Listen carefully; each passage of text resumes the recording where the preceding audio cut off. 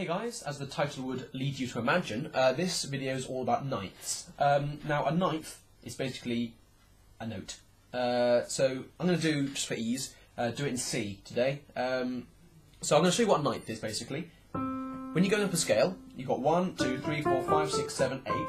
8 is your octave. The ninth is there. It's your D.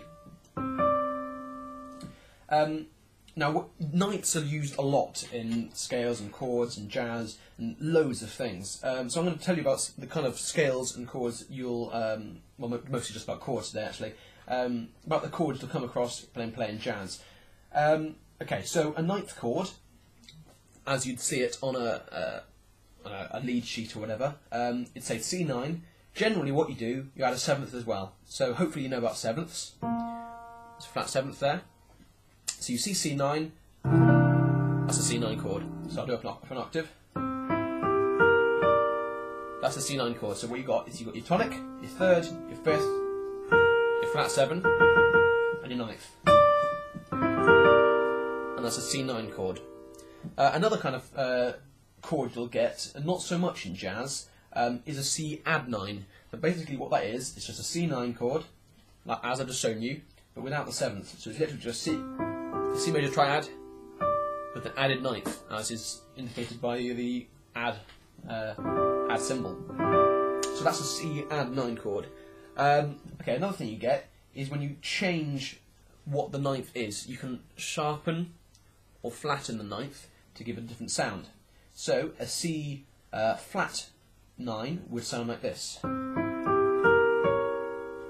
a little bit like a diminished chord because it's got that collection of minor thirds in there with C as a tonic.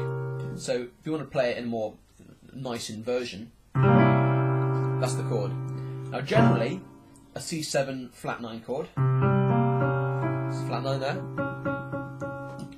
would resolve to chord 1. So if we are in F, C7 flat 9 with a chord 5, resolve to F. So if we are playing in C, it would be G. So 1, 2, 3, 4, 5, chord 5. That's flat 9, G flat 9. Lead back to C. So that's just about cadences really. But C7 flat 9 is a common chord. Another one is C7 sharp 9. Now C7 sharp 9 is slightly spicy, for want of a better word. This is how it sounds. It sounds quite meaty. You hear a lot in funk. Basically, what it is, C7 chord with a sharpened ninth. So that's your normal ninth. The reason this has that kind of meaty sound is this kind of dissonance here. It's E and an E flat. You've got a major third and you've got a minor third as well. But it can sound cool. So generally when playing it, get rid of the fifth, because the fifth's not actually that important when playing the chords. So what I do, play the third and the seventh, those are very important, and your extension, which is the flat 9, sharp 9 rather.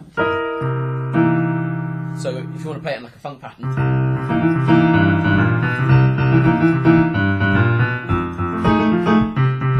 we'll just move to F there. So it's kind of a bit groovy. That's a cool little chord.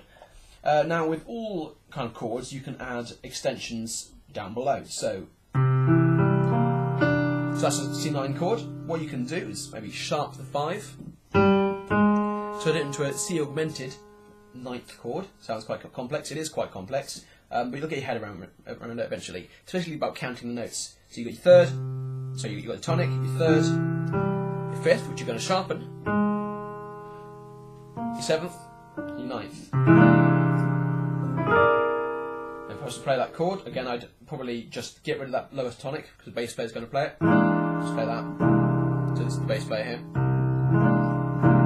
And that's your C7 sharp 5 9 chord. You can do that with flat 9, sharp 9. There's loads of variations you can do. It's all about messing around, seeing what works. So just to recap, I'm going to have little diagrams here to tell you which each of these chords are. So this is a C7 9 chord. That's what it looks like. On a lead sheet you see it like that. It's just like that. So you've got your first, third, fifth, seventh, ninth. You've got add 9 chord, looks like that. And that's without the seventh. That's also linked to C sus2, which looks like that. You'll see it like that. Which is basically the C triad with the second degree of the scale in there as well. It's quite nice. So that's a C, add 2, sus2, kind of. If one of them merges into one, really. The other chord you get is C7 flat 9. There we are. So we've got C, E, G, B flat. You've got the D flat. Okay, we also got C7 sharp 9. So it looks like that. C, E, G, B flat, D sharp. And you possibly get the extension, so that's the C7 sharp 5 9, C7 sharp 5 flat 9, C7 sharp 5 sharp 9. It's quite complex to say. You've got loads of variations. So yeah, those are all about ninth chords really. I hope this helps, and enjoy.